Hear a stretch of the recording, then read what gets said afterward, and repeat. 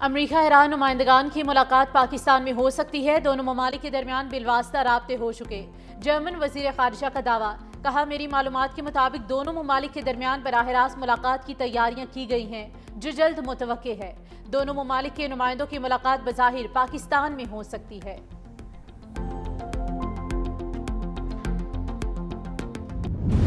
پہلے عراق، شام اور لیبیا کو تباہ کیا، اب ایران کے ساتھ وہی کھیل کھیلا جا رہا ہے۔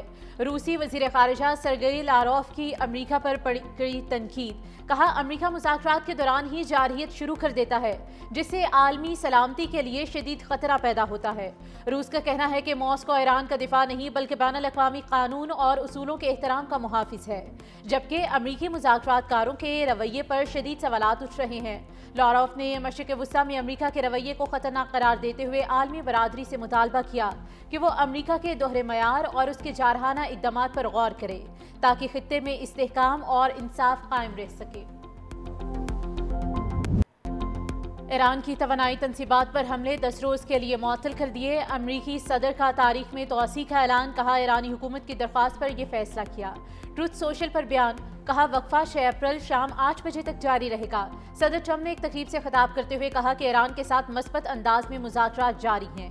میڈیا رپورٹس حقیقت کے برعکس ہیں، بات چیت اچھی طرح آگے بڑھ رہی ہے، میڈیا کی غلط بیانی کے باوجود پیش رفت مثبت ہے۔ امریکی صدر کی وزیر اعظم شہباز شریف کی پھر سے تعریف، کہا پاکستانی وزیر اعظم اچھے آدمی ہیں۔ شہباز شریف نے کہا کہ ٹرمپ جنگ نہ رکواتے تو 1 کروڑ آدمی مارے جاتے۔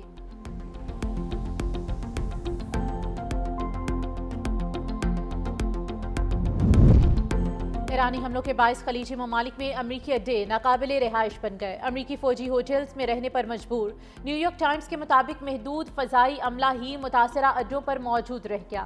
ادھر ایرانی فوج نے دھمکی دی ہے کہ مشرق وسطیٰ کے جس ہوٹل میں امریکی فوجی مقیم ہوں گے نشانہ بنائیں گے۔ وزیر خارجہ عباس عراقچی نے بھی الزام لگایا کہ امریکی فوجی خلیجی ممالک میں لوگوں کو ہیومن شیلڈ کے طور پر استعمال کر رہے ہیں اور ہوٹلوں کو ہدایت دی ہے کہ وہ امریکی فوجیوں کو بکنگ نہ دیں۔ ایرانی وزیر خارجہ کی سیکرٹری جنرل اقوام متحدہ سے ٹیلی فونک گفتگو، کہا آبنائے ہرمز میں دشمن جہازوں کو روکنا ایران کا قانونی حق ہے، موجودہ عدم تحفظ کی وجہ امریکہ اور صہیونی ریاست کی جارحیت ہے۔ ایران نے آبنائے ہرمز میں جہاز رانی کی سلامتی یقینی بنانے کے اقدامات کیے ہیں۔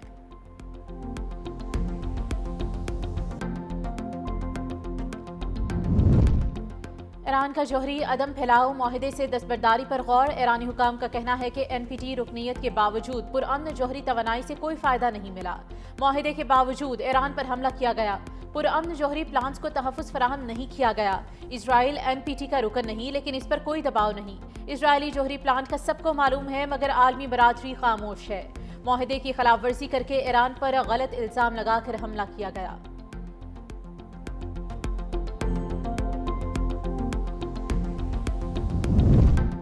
اسرائیلی فوج اندرونی ٹوٹ پھوٹ کا شکار، اسرائیلی آرمی چیف ایال زمیر کا اعتراف، سیکیورٹی کابینہ اجلاس سے خطاب میں اسرائیلی آرمی چیف نے کہا کہ سپاہیوں کی کمی کے باعث فوج اپنے اندر ہی ٹوٹ پھوٹ کا شکار ہے، سپاہیوں کی بڑھتی ضرورت اور کمزور افرادی قوت خطرناک صورتحال پیدا کر رہی ہے، جلد ہی فوج معمول کے مشن بھی انجام دینے کے قابل نہیں رہے گی، موجودہ حالات میں فوجی نظام کو بچانے کے لیے سخت فیصلے ناگزیر ہیں۔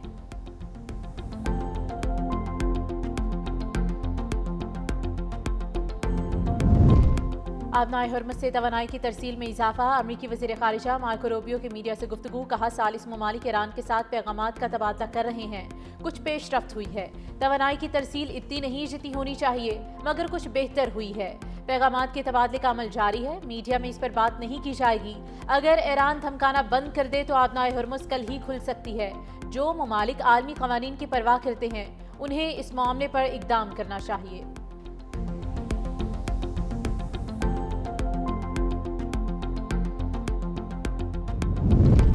پینٹاگن کا مشرق وسطیٰ میں اضافی 10,000 زمینی فوج بھیجنے پر غور، وال اسٹریٹ جرنل رپورٹ کے مطابق امریکہ ایران کے ساتھ جاری کشیدگی میں مزید فوجی آپشنز زیر غور رکھنا چاہتا ہے۔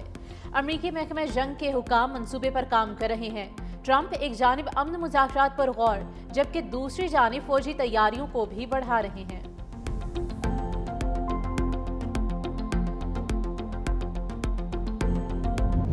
ایران امریکہ اسرائیل جنگ، پاسداران انقلاب کے امریکی تنصیبات اور اسرائیلی شہروں پر تابڑ توڑ حملے جاری۔ عراق میں اسرائیلی سیٹلائٹ ریسیپشن سٹیشنز اڑا دیے گئے۔ عمان قیام، مشرفور اور غدر میزائل دیمونا اور غدیرہ پر داغے گئے۔ دشمن کے 70 اہداف کو کامیابی سے نشانہ بنایا ہے۔ ایرانی پاسداران انقلاب کا دعویٰ، اسرائیلی طیاروں کے ایندھن ڈیپوز کو نشانہ بنایا گیا۔ امریکی اڈوں شیخ عیسیٰ اور المسلم پر میزائل داغے۔ اٹیک ڈرونز نے شیخ عیسیٰ میں ریڈار کو تباہ کر دیا۔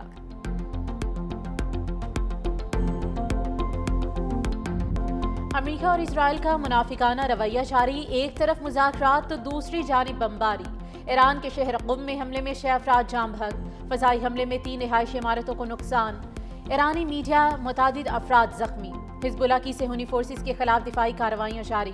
شمالی اسرائیلی علاقوں میں فوجی مراکز کو نشانہ بنایا گیا۔ دیبل میں مرکہ واٹر ٹینک کو گائیڈڈ میزائل سے نشانہ بنایا گیا۔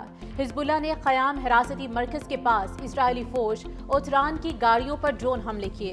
القذوقہ میں اسرائیلی فوجیوں کے اجتماع کو توپ خانے سے نشانہ بنایا گیا۔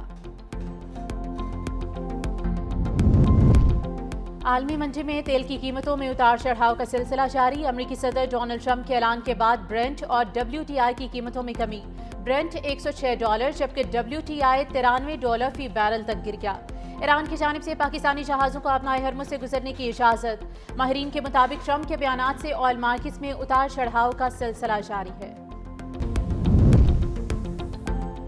افغان طالبان اور TTP کا گٹھ جوڑ بے نقاب۔ TTP کے سربراہ نور ولی محسود کو افغان طالبان کی جانب سے کابل کے ڈپلومیٹک انکلیو میں پناہ دینے کا انکشاف۔ نور ولی کو ایک کثیر المنزلہ عمارت میں پناہ دی گئی ہے۔ عمارت میں دیگر افراد کی موجودگی کو مبینہ طور پر انسانی ڈھال کے طور پر استعمال کیا جا رہا ہے تاکہ محسود کی حفاظت یقینی بنائی جا سکے۔ 40 سال افغانوں کی خدمت کا صلہ اچھا نہیں ملا۔ وزیر اعلیٰ بلوچستان سرفراز بگٹی کا خطاب، کہا بلوچستان کے عوام ترقی اور امن چاہتے ہیں۔ بلوچستان کا امن اور خوشحال ترجیح ہے۔ بلوچستان میں جو علاقے پیچھے رہ گئے ان کو آگے لے کر آنا ہے۔ پہلے دن سے کہتا آ رہا ہوں کہ مظلوموں کے ساتھ کھڑا رہوں گا۔ قاتلوں کو چھپنے کی جگہ نہیں ملے گی۔ بلوچستان میں نئے اضلاع بنانے جا رہے ہیں۔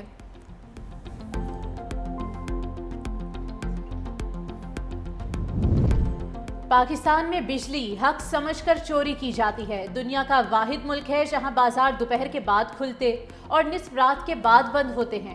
تاجر حضرات کی طاقت کے سامنے حکومت لاچار ہیں۔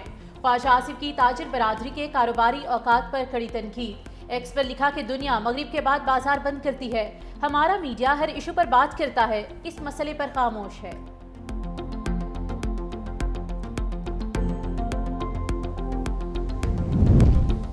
چیئرمین پیپلز پارٹی بلاول بھٹو زرداری سے گورنر پنجاب سردار سلیم حیدر خان کی ملاقات۔ پنجاب کی سیاسی صورتحال پر تفصیلی تبادلہ خیال کیا گیا۔ بلاول بھٹو زرداری نے گورنر پنجاب کی عوامی خدمات کو سراہا، کہا آپ نے کارکنوں کو متحرک اور یکجا کرنے میں اہم کردار ادا کیا ہے۔ سلیم حیدر خان بولے گورنر ہاؤس کو عوام کے لیے کھول دیا ہے۔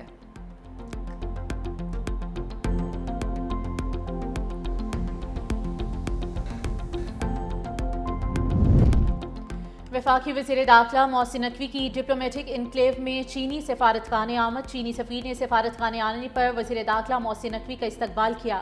انسداد دہشت گردی، سیکیورٹی تعاون، پولیس ایکسچینج پروگرام سمیت دیگر اہم امور پر تبادلہ خیال ہوا۔ وزیر داخلہ نے کہا کہ غیر ملکی شہریوں کے تحفظ کے لیے اسپیشل پروٹیکشن یونٹ کا قیام عمل میں لایا جا رہا ہے۔ اسپیشل پروٹیکشن یونٹ اسلام آباد میں موجود چینی شہریوں کی سیکیورٹی یقینی بنائے گا۔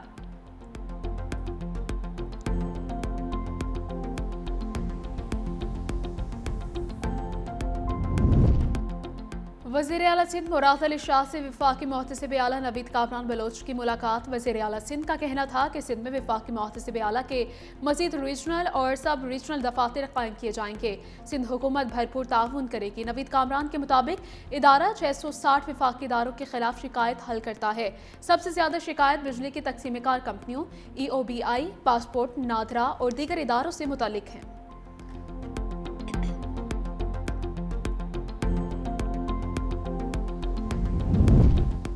وزیر اعلیٰ پنجاب مریم نواز کا کل پنجاب بھر میں ارتھ آور منانے کا اعلان۔ کہا رات 8:30 سے 9:30 بجے تک اپنے گھروں اور دفاتر کی غیر ضروری روشنیاں بند کریں، توانائی کے تحفظ میں اپنا کردار ادا کریں۔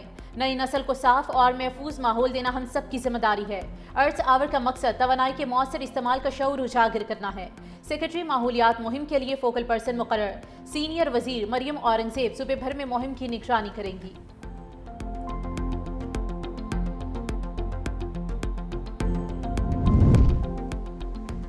ارکان سندھ اسمبلی 2023 میں 16 لاکھ کے بسکٹ کھا گئے۔ سندھ اسمبلی کے مالی حسابات پر آڈیٹ اعتراضات۔ آڈیٹر جنرل نے مبینہ مالی بے ضابطگیوں کی نشاندہی پر رپورٹ اسمبلی سیکریٹریٹ کو بھیج دی ہے۔ سندھ اسمبلی سیکریٹریٹ نے بیشتر دستاویزات کے جواب فراہم نہیں کیے۔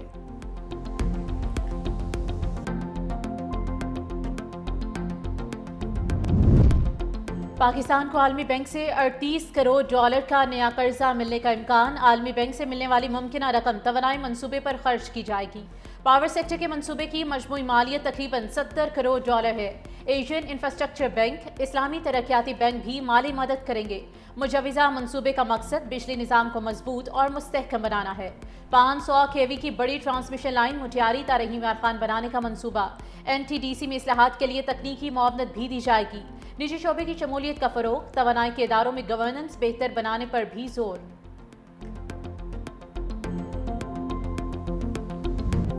ملک بھر میں گیس بحران شدت اختیار کر گیا۔ صبح و شام گیس کی بندش سے عوام پریشان۔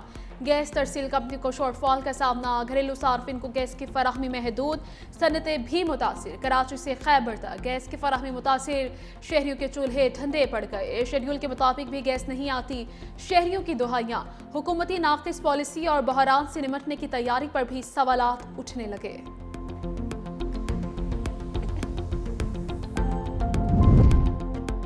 اسلام آباد ہائی کورٹ میں 190 ملین پاؤنڈ کیس میں اہم پیش رفت۔ بانی اور بشرا بی بی کا کیس سماعت کے لیے مقرر۔